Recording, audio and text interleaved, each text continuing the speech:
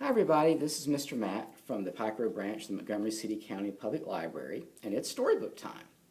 Our theme this summer is Imagine Your Story. So I'm wondering, have you ever imagined yourself as something else? Like maybe a prince or a princess or a king or a queen or a knight or a superhero or a monster. If you ever have, tell your grown-up what you've imagined yourself to be and have them put that in the comments, and we'll share that during our next storybook time. Now, a lot of people who know me know I love pirates and superheroes, and I often dress up like a pirate at the library and do a pirate story time, and sometimes I'll just pretend to be a superhero and have lots of superhero t-shirts so I can imagine I'm a superhero. Well, in today's story, we have a pony, and she imagines herself to be a unicorn. And we're going to see how that all turns out for her in Thelma, the Unicorn by Aaron Blabey. Now, Aaron Blabey is the author of the Pig the Pug books a lot of people love. I love them too. And also I Need a Hug, which we did a long time ago back when we started our online story times. But this story is about Thelma, and she is a pony, but she wants to be a unicorn. And we're going to see what happens when her wish kind of comes true. Again, this is Thelma the Unicorn by Aaron Blabey, published by Scholastic Press.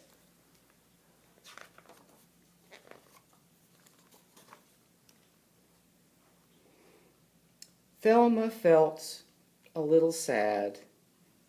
In fact, she felt forlorn. You see, she wished with all her heart to be a unicorn.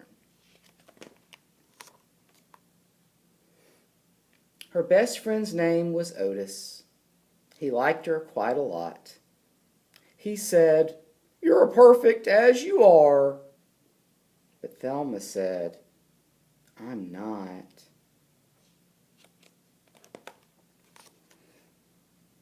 And that was when she saw it, a carrot on the ground.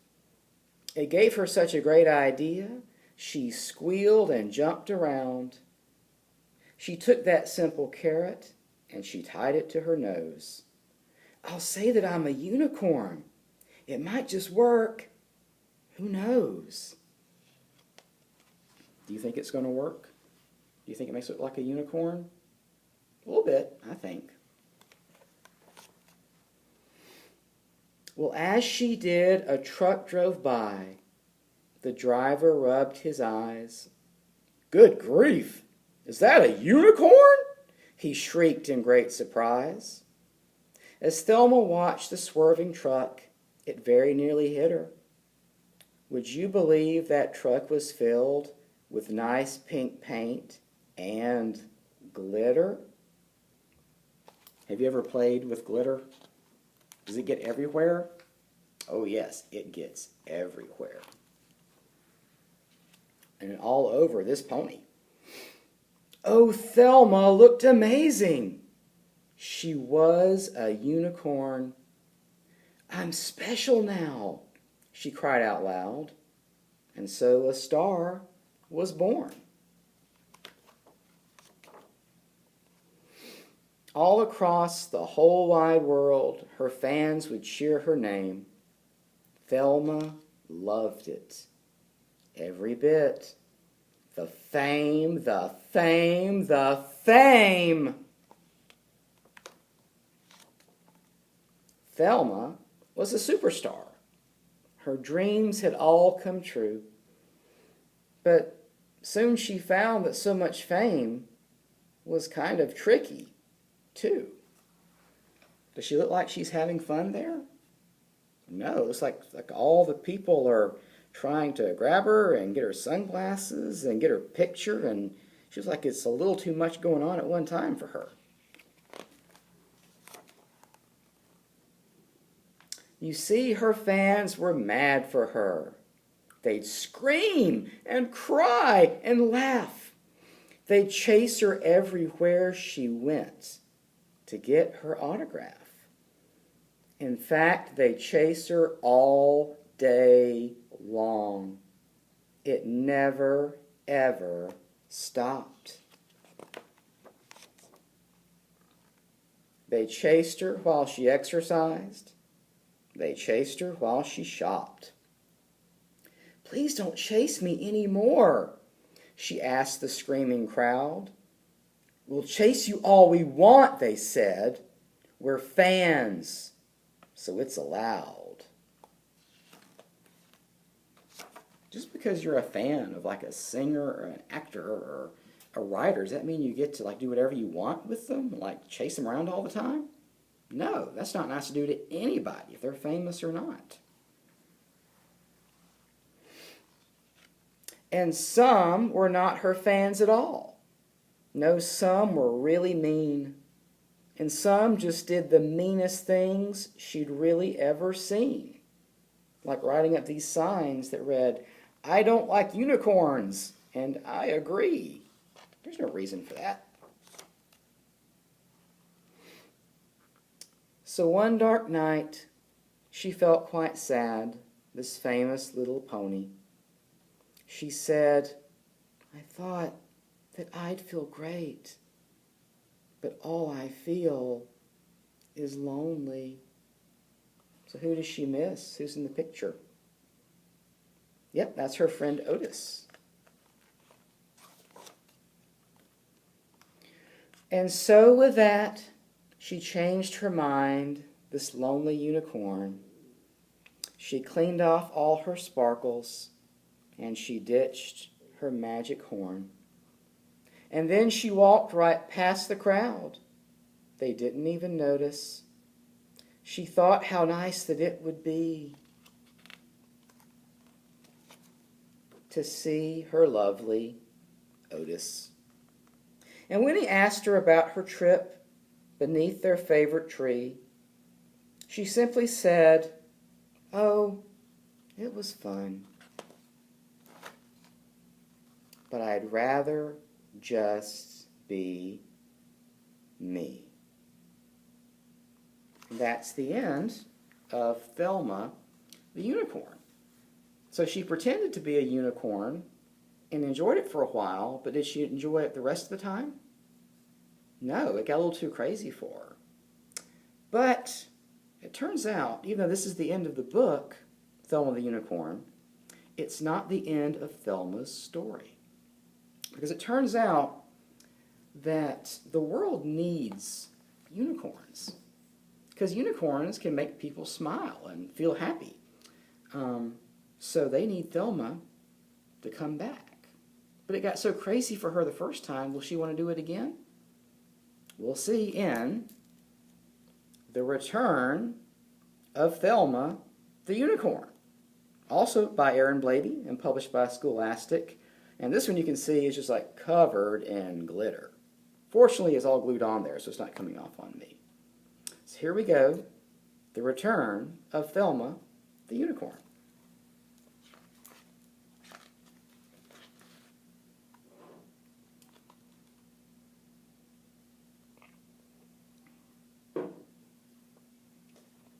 Thelma felt a little shocked. In fact, she felt quite torn. You see, she'd made the whole world sad. We missed our unicorn.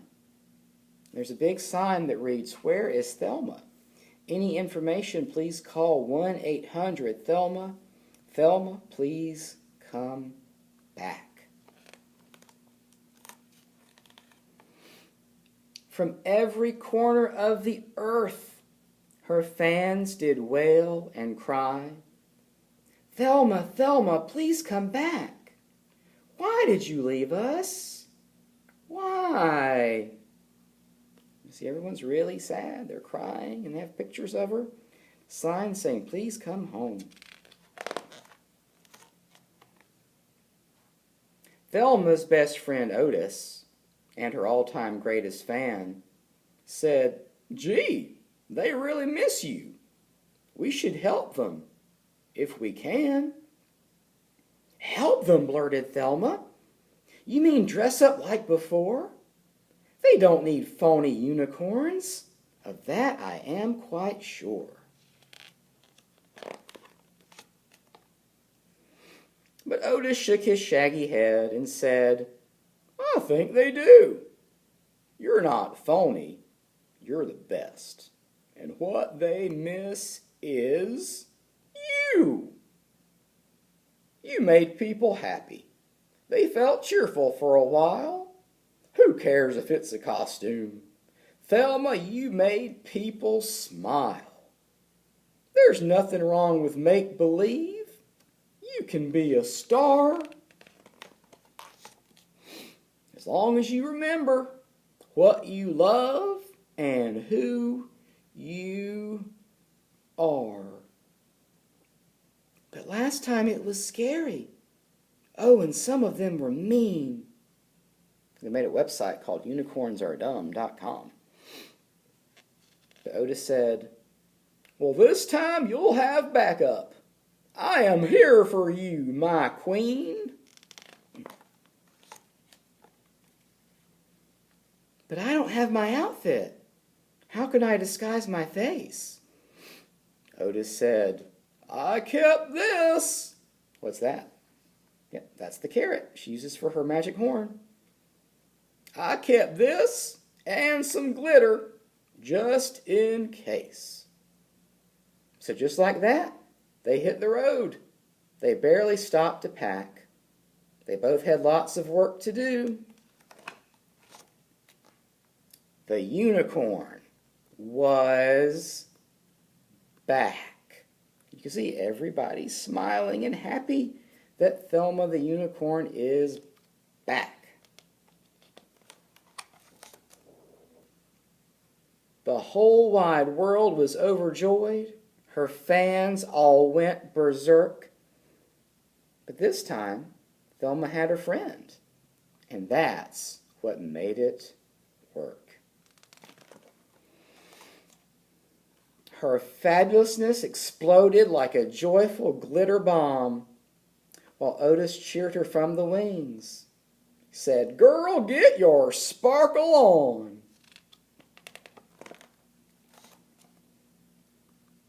Lives were changed. She raised a bunch of money for charity.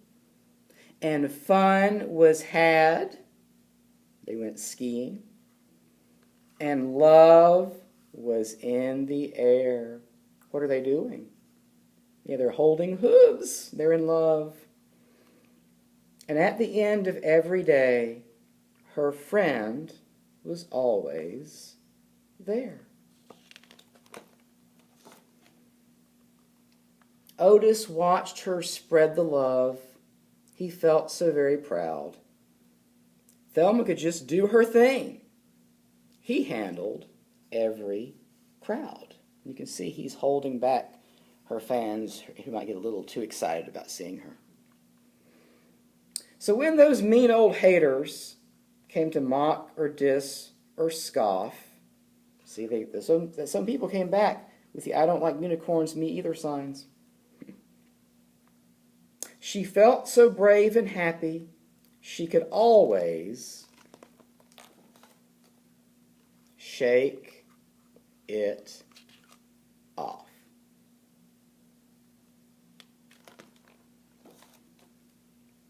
And on days off, they'd cuddle up beneath their favorite tree.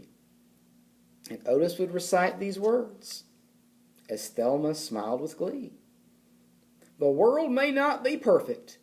Yes, a rose may have its thorns, but one thing is for certain. The world needs unicorns.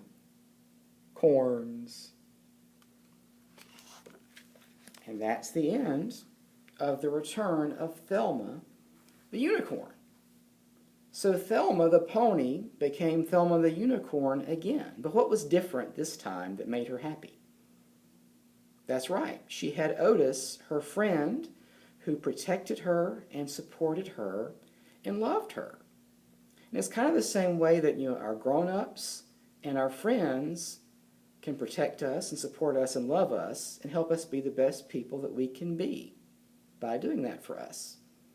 And I think that's a really great message to have in the return of Thelma the unicorn. That the world needs unicorns to make people smile and feel happy. And you can just be yourself and be a unicorn. And you can be there to love someone and support someone and protect someone as they're being themselves too. So I think that's a really good message. In Return of Thelma the Unicorn by Aaron Blabey and published by Scholastic Press. So, imagine your story as whatever you want it to be. A pirate or a princess or a king or a queen or a superhero or a knight or a pony or a unicorn.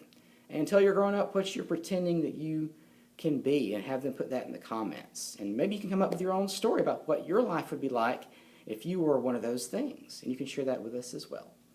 That wraps it up for Storybook Time today. Thank you for joining us, and we'll see you next time for another Storybook Time.